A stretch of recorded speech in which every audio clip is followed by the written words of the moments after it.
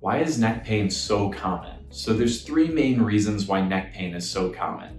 One is injuries, such as slips, falls, sports injuries, or even motor vehicle accidents as well, especially when it causes something like a whiplash or a cervical acceleration deceleration injury, which will cause a ligamentous injury for patients.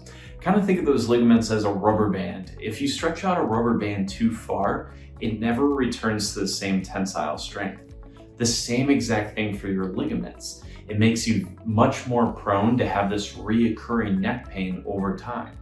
Now, the problem is a lot of us may experience these injuries in our 20s, 30s, maybe even 40s, but not start to experience those symptoms until 50s, 60s, 70s.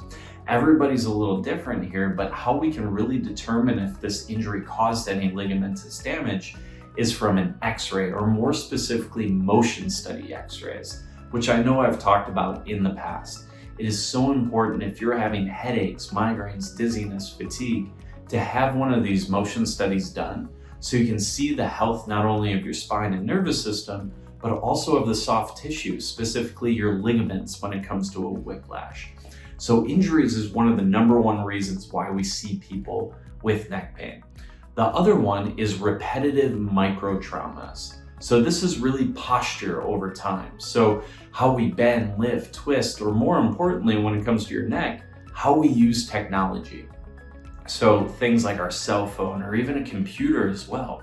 One of the biggest things that we talk about is your overall ergonomics when you're sitting at a desk or when you're driving, especially if you do these for work. Just imagine doing this 8 hours a day, 40 hours a week, 2,000 hours a year, 20,000 hours over a decade. That really adds up over time, where it can put a lot of stress on that cervical spine and cause a lot of problems for people, especially when it starts to cause things like headaches or migraines or anything like that too.